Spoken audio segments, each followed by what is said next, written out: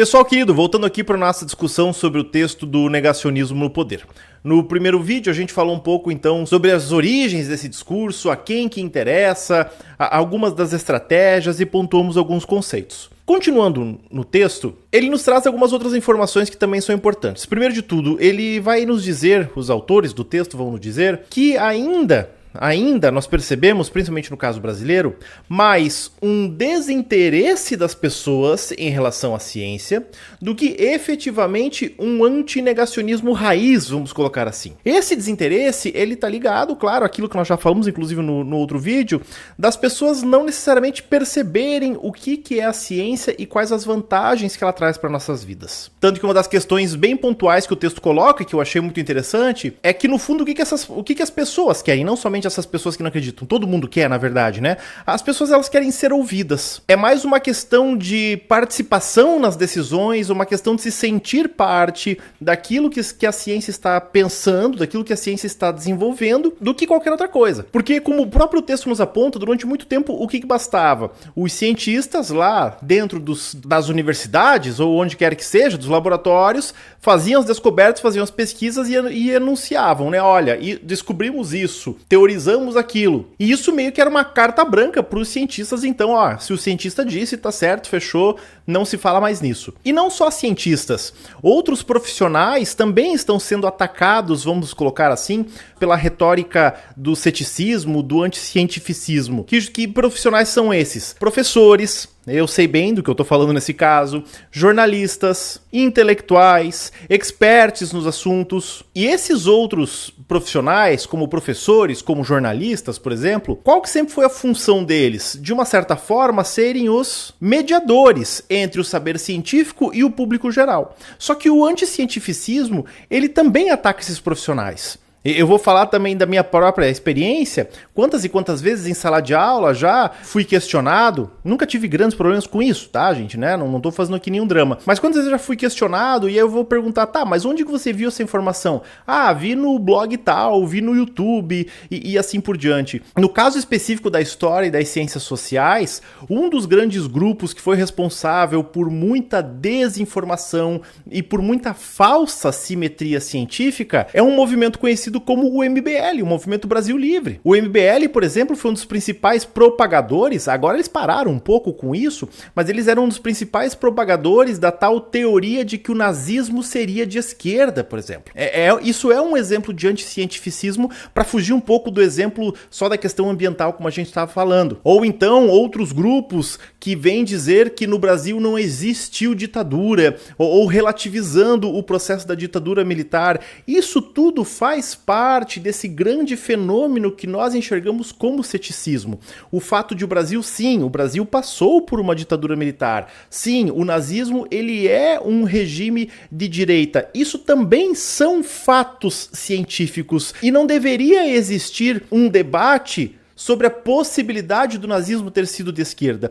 E quando eu digo que não poderia existir o espaço, não entendam isso como uma questão de censura. Não é isso. Mas é um dado científico, é um fato científico. Fatos científicos, eles não são debatidos. Teorias podem ser debatidas, até porque o próprio nome já diz, isso é uma teoria. Agora, um fato não, é aquilo e pronto. E não também, né, gente, por favor, que não possa haver dúvidas, não que o aluno não possa perguntar em sala de aula, tá bom, professor, mas o nazismo não tem isso, aquilo que poderia ser de esquerda? A dúvida, ela é comum, e inclusive a escola é um lugar para se debater esse tipo de dúvida, mas em outros espaços, isso não é um debate a ser feito. Tanto que, por exemplo, vou continuar nesse exemplo que eu falei para vocês do MBL, a gente vê que esses caras, e de vários outros grupos, chegaram a espaços de poder. Hoje eles são deputados, eles são senadores, eles são vereadores, são chamados por televisões, são chamados por jornais, exatamente para destilar esses processos do ceticismo e para colocar em dúvida o discurso científico como um todo. E isso, inclusive, vai levar, como o próprio texto nos aponta, a uma própria fragilização da democracia, porque a democracia, ela também é construída em cima de um consenso científico.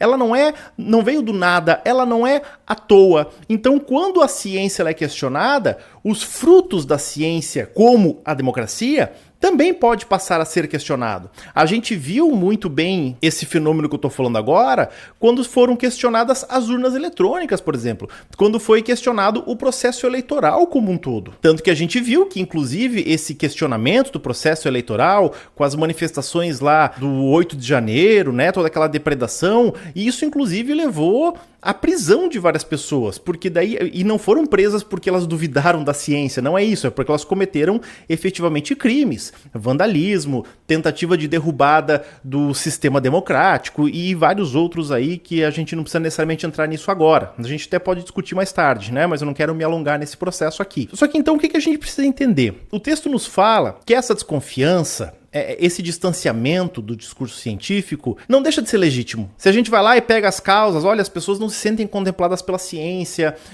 ou mesmo a questão do fazer científico nas universidades é algo extremamente afastado do dia a dia, das pessoas comuns, né?